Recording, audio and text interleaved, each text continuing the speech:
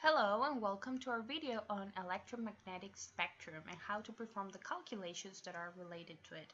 Let's begin talking about the electromagnetic spectrum. So here we have all the possible frequencies of the electromagnetic radiation, and we see here as we saw in your presentations.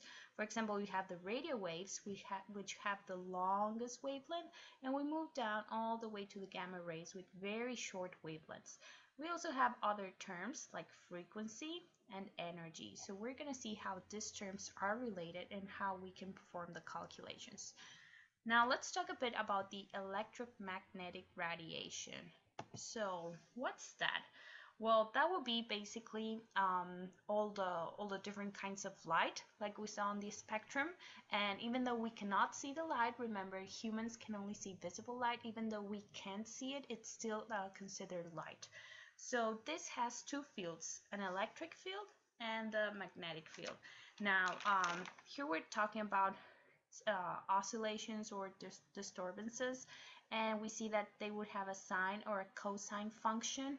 And for example, here we see the wavelength, which is one of the first terms we're going to be talking about. The electric field applies to all moving or stationary charges, and the magnetic field only applies to moving charges, and usually the magnetic field is ignored. So let's talk about wavelength now. Wavelength will be the distance between corresponding points of two consecutive waves. So what's that? Well, corresponding points will be the same point between two waves. For example, here we're measuring the distance between the two peaks. So if we compare these two waves, this would have a shorter wavelength, and this one has a longer wavelength. Wavelength is measured in meters, and remember that wave-like phenomena includes sound waves, water waves, and light, like our electromagnetic spectrum.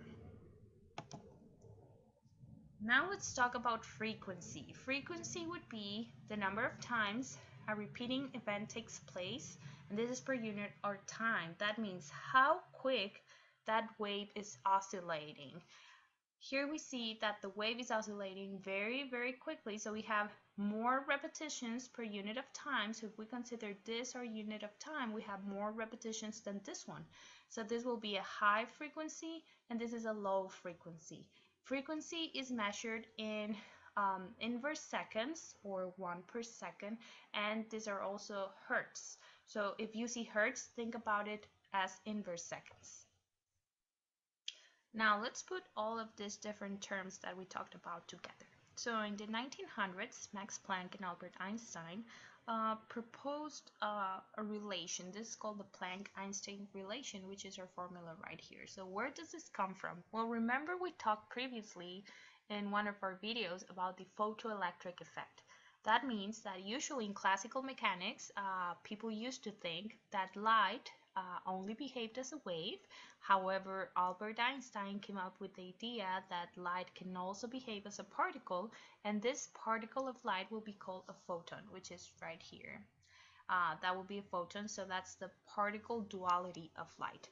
Now, Max Planck in 1900 proposed that the energy of each oscillator, so that means each wave, is limited to discrete values. So this is where the term quantum comes from, the quantization of energy.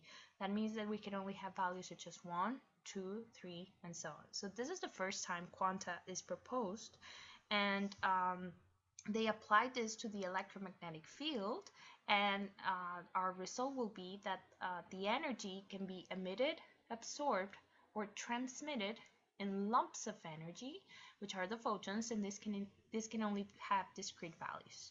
So here we have our relation, the Planck-Einstein relation, and we have three different terms. So the first one will be energy, measured in joules. Then we have the letter H, which is Planck's constant, and because it is a constant, it would always have the same value. So it is 6.626 times 10 to the negative 34 joules seconds. So these are multiplied. And the last term will be the Greek letter nu, N-U, which is written kind of like a letter V. And this is frequency measured in inverse seconds or hertz. One interesting thing to consider about the photoelectric effect is that no electrons are going to be ejected unless the frequency exceeds a certain threshold value. So we're talking about if we don't have enough energy for a certain electron in a certain energy level to be ejected, it won't be, it will stay there. So the frequency has to be more than the threshold value for the electron to jump from one energy level to another one.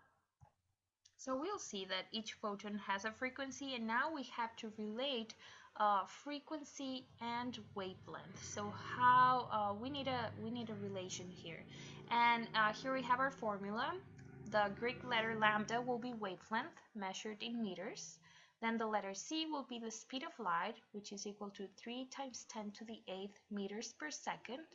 And our Greek letter nu will be frequency, and again this is measured in inverse seconds or hertz. Now we're almost ready to start solving problems. So let's go back to the equations we've been talking about. We began with the Planck-Einstein relation, and here we have our term frequency, and we know we can relate the frequency to the wavelength if we use this relationship right here. Again, frequency will be equal to the speed of light divided by the wavelength, and please make sure your units match. For example, if you have a frequency in nanometers, you would have to convert that frequency, the wavelength, sorry. If you have a wavelength in nanometers, you have to convert that wavelength into meters if your speed of light has units of meters per second. So make sure that wavelength has the same units as the speed of light. Otherwise, there will be an error in your calculations. And if we substitute our frequency with this formula right here, which has the speed of light and the wavelength, we will get this formula, which is the energy is equal to Planck's constant times the speed of light divided by the wavelength. Again, please make sure your units match. And we're talking about if we're using meters, everything should be meters. If we're using nanometers, all the length units should be nanometers, and so on. Finally, let's talk about the relation between the terms we discussed. So energy and frequency, they will be directly proportional. That means, for example, here we have our electromagnetic spectrum. We see that frequency is increasing from left to right, and energy is also increasing from left to right. So these are directly proportional to one another. Then we have energy and wavelength, and we see that this relationship is an inverse relationship. So for longer wavelengths, we will have smaller energies, and for shorter wavelengths, we have greater energy. So think about gamma rays, for example. We have a very short wavelength and lots of energy. Finally, we have our relation between the frequency and the wavelength, and this is also inversely proportional. So shorter wavelengths will have greater frequencies, and on the other hand, longer wavelengths will have shorter frequencies. It's time to begin solving problems, so here's the first one. A particle of electromagnetic radiation has an energy of 1.15 times 10 to the negative 16 joules. What is its frequency? Well, the first thing we have to remember is we have to start with our formula, E equals H times mu. So we're going to start defining our terms. So we know that the energy is 1.15 times 10 to the negative 16 joules, and that's the first part here. We also know Planck's constant, which is 6.626 times 10 to the negative 34 joules times second. And what we have to calculate is the frequency, so that's what we're looking for. That's our unknown value. So how do we start the problem? Well, it is very simple. We just start with our formula, then we substitute the values that we know. We know that we want to solve for frequency, so we rearrange this. We have to divide energy by Planck's constant. So we write the terms right there, 1.15 times 10 to the negative 16 joules divided by 6.626 times 10 to the negative 34 joules second. We can cancel out the joules, so I know that my frequency will be in inverse seconds. And our answer, when we divide this, will be, and that's, oh, probably you cannot see that there, but it's 1.74 times 10 to the 17 hertz, or inverse seconds. Now I'm really sorry about that, it's very low on the camera and can't be seen, but it's 1.74 times 10 to the 17 hertz. So here's the answer, because on the document camera it was not visible. 1.74 times 10 to the 17 hertz, and we have three significant figures because we began with a value that had three significant figures. Now let's solve a different type of problem. What is the wavelength for the same particle from problem 1? So from problem 1, we know the energy, we calculated the frequency, and there's our energy right there. We know Planck's constant, and now we are trying to solve for the wavelength. So remember, our frequency from the last problem was 1.74 times 10 to the 17 hertz, and now we have to relate frequency with wavelength. So we know we have a formula for that. We start with our Planck-Einstein relation that has energy, Planck's constant, and frequency, and we also can use we have to use our other formula, which relates frequency and wavelength. So I have frequency, now I have to solve for the wavelength of the particle. So I'm going to use the one on the right. So here we have to rearrange to have more space to write, and we will not be needing Planck's constant. What we will be needing will be the speed of light, because that's letter C. So we will have to use our speed of light, which is 3 times 10 to the 8 meters per second. The formula we'll be using is right there, and now we begin writing down our calculations.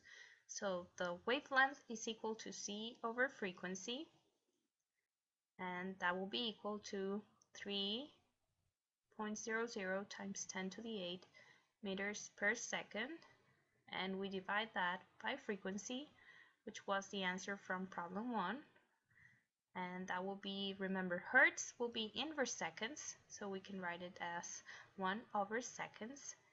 Seconds will be cancelled out, and if you remember from math, this is 1 over seconds divided by 1 over second. We can flip the number on the right, or the units on the right, and these are cancelled, so that's why we can cancel them. And our wavelength will be in meters, so that will be the units for wavelength, and the answer is 1.72 times 10 to the negative 9 meters.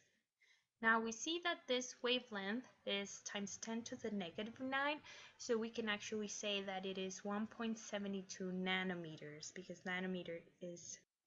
Okay, so one last problem together. We have a particle of electromagnetic radiation with a frequency of 5.76 times 10 to the 14 hertz. So we can write this as 1 over second, or inverse seconds. We're looking for the energy, so how much energy does this particle have? That's the first part of the problem. B, what is the wavelength? And C, what specific type of electromagnetic radiation does it represent? So I begin with the Planck-Einstein relation. Energy will be equal to Planck's constant times the frequency. We have both of these values. We have to multiply them, and seconds will be cancelled, so energy will be in joules.